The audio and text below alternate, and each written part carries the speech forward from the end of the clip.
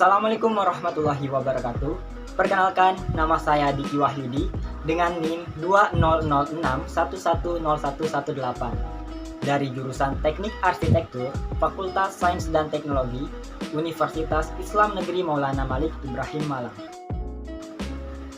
Di video ini saya akan membahas Pancasila sebagai solusi problem bangsa pada korupsi. Ini untuk memenuhi tugas ulangan akhir semester 1 mata kuliah Pancasila dengan dosen pengampu Bapak Muhammad Kamilus Zaman. Nah, apa itu korupsi? Secara etimologis, korupsi berasal dari bahasa Latin yaitu corruption atau corruptus yang artinya merusak, tidak jujur, dan dapat disuap. Lalu menurut Kamus Besar Bahasa Indonesia atau KBBI, korupsi adalah suatu tindakan penyelewengan atau penyalahgunaan uang negara. Dalam hal lain, dalam tanda kutip, perusahaan, organisasi, yayasan, dan sebagainya. Untuk keuntungan pribadinya sendiri ataupun untuk kepentingan orang lain. Nah, lalu perilaku koruptif itu apa? Perilaku koruptif adalah tindakan setiap orang yang secara melawan hukum, melawan perbuatan memperkaya diri sendiri atau suatu korporasi yang merugikan negara. Faktor terjadinya korupsi. Pertama, keserakahan. Ya, serakah itu merupakan suatu penyakit hati. Mengapa demikian? Karena orang yang serakah tidak akan pernah merasa cukup dengan apa yang dia miliki. Ia selalu menginginkan yang lebih untuk kepentingan dirinya sendiri. Kedua adalah gagalnya pendidikan agama dan etika pada diri. Tentunya orang yang tidak memiliki pemahaman agama dan etika yang cukup, ia selalu menghalalkan segala cara tanpa memikirkan efek buruk terhadap tindakan yang ia perbuat. Yang ketiga, penegak hukum yang tidak konsisten dalam menjalankan tugasnya. Dan yang keempat adalah gaya hidup yang terlalu konsumtif. Adapun bentuk-bentuk korupsi. Yang pertama adalah korupsi yang merugikan keuangan negara. Contohnya, para pejabat negara yang melakukan perbuatan dengan memperkaya dirinya sendiri sehingga negara merugi. Yang kedua adalah suap menyuap. Nah, ini contohnya adalah seseorang yang menjanjikan dan memberikan sesuatu kepada orang lain, yaitu kepada aparatur negara dalam bentuk uang ataupun bentuk barang, agar aparatur tersebut tidak berbuat sesuatu yang merugikan kepada sang pemberi. Lalu, contoh dari suap menyuap adalah dengan memberikan atau menjanjikan kepada hakim agar hakim tersebut memutuskan perkara sesuai dengan apa yang dihendaki oleh pemberi. Adapun akibat dari korupsi. Akibat dari korupsi yang pertama adalah tentunya meningkatnya kemiskinan di negara kita. Kedua adalah menurunnya investasi. Ketiga, meningkatnya ketimpangan pendapatan. Keempat, melambatnya pertumbuhan penduduk. Dan yang kelima adalah merugikan bangsa dan negara. Pancasila hadir sebagai solusi korupsi. Pancasila merupakan cerminan bangsa Indonesia. Jati diri Indonesia juga tersusun pada 5 dasar sila Pancasila. Pancasila sebagai dasar negara Republik Indonesia berfungsi sebagai dasar filosofis yang mengatur dan menata penyelenggaraan negara. Ideologi Pancasila merupakan cita-cita, keyakinan, dan nilai bangsa Indonesia. Pancasila juga hadir sebagai solusi problem pada kasus korupsi di Indonesia karena Pancasila merupakan sumber dari segala sumber hukum. Maksudnya adalah semua peraturan dan perundang-undangan tidak boleh bertentangan dengan Pancasila.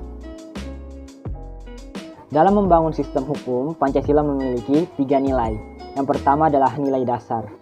Nah, nilai dasar ini merupakan asas-asas yang diterima sebagai dalil yang sedikit banyak mutlak. Nah, nilai dasar ini terdiri atas nilai ketuhanan, kemanusiaan, persatuan, kerakyatan, serta keadilan. Dan kedua adalah nilai instrumental. Nilai ini merupakan pelaksanaan umum dari nilai-nilai dasar, terutama berbentuk norma hukum yang selanjutnya dinetralkan dalam peraturan perundang-undangan. Dan yang ketiga adalah nilai praksis. Nilai praksis ini adalah suatu nilai yang merupakan penjabaran lebih lanjut dari nilai dasar dan nilai instrumental. nilai-nilai dasar Pancasila yang menentang korupsi. Yang pertama adalah sila pertama, yaitu sila ketuhanan yang Maha Esa. Artinya, manusia Indonesia memiliki keimanan dan percaya adanya Tuhan. Di Indonesia memiliki berbagai macam agama. Semua agama pastinya menolak tindakan korupsi, karena perilaku korupsi sangat bertentangan dengan nilai ketuhanan yang Maha Esa. Kedua adalah kemanusiaan yang adil dan beradab. Sila ini menegaskan tindakan korupsi yang mengabaikan pengakuan persamaan derajat, saling mencintai, sikap tenggang rasa, kebenaran, dan keadilan. Nah, nilai yang ketiga adalah persatuan Indonesia. Kita semua tahu bahwa koruptor sangat mementingkan nafsu dan urusan pribadinya saja. Mereka juga mengabaikan kesalahan yang mereka perbuat. Dengan melakukan korupsi, mereka tentunya merusak persatuan nasional karena perbuatan yang dilakukan berdampak kepada seluruh masyarakat yang ada di Indonesia. Lalu nilai yang keempat adalah kerakyatan yang dipimpin oleh hikmat kebijaksanaan dalam permusyawaratan perwakilan. Adanya perilaku koruptif, khususnya di kalangan pemerintah, jelas mengkhianati sila keempat. Kepercayaan mereka kepada parlemen luntur, padahal amanah mereka dalam sistem demokrasi dititipkan kepada para wakil rakyat. Maka dari itu, seharusnya bangsa Indonesia itu sadar akan nilai sila keempat ini, terutama juga bagi pejabat daerah. Mereka tentunya harus merakyat kepada rakyat dan harus mencegah perbuatan korupsi. Lalu nilai dasar yang terakhir adalah nilai keadilan sosial bagi seluruh rakyat Indonesia. Tidak ada lagi keadilan ketika kesenjangan sosial semakin lebar disebabkan anggaran negara tidak mengindahkan rakyat. Adanya perilaku koruptif membuat kepentingan umum terganggu. Hal itu membuat kemajuan pembangunan tidak merata dan keadilan sosial telah hilang. Maka dari itu, Pancasila memberikan kepastian hukum dan memberikan bangunan sistem hukum.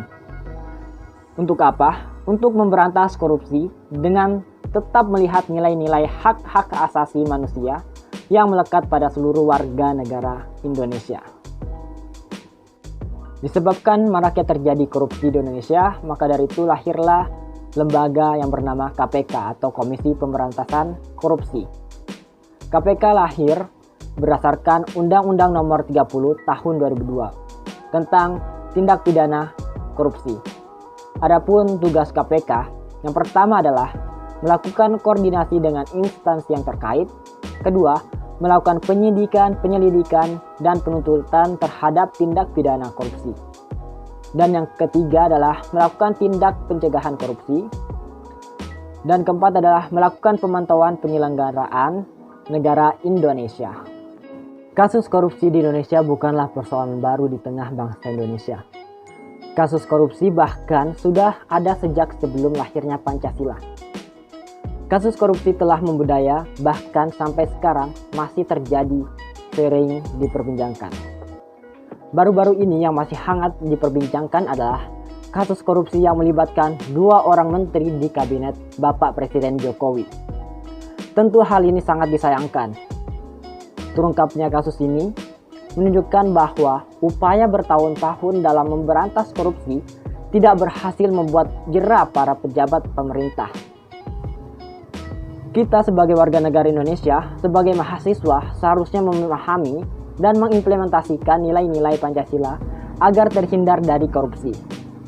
Korupsi adalah suatu perbuatan yang tidak terpuji karena merugikan bangsa Indonesia dan negara. Maka dari itu, katakan tidak pada korupsi. Demikian pembahasan saya mengenai Pancasila sebagai solusi problem pada korupsi. Mohon maaf jika ada salah kata. Terima kasih saya ucapkan kepada Bapak Muhammad Kamiluzaman yang telah membimbing saya dalam mata kuliah Pancasila. Semoga apa yang kita pelajari dapat bermanfaat bagi kita. Sekian, wassalamualaikum warahmatullahi wabarakatuh.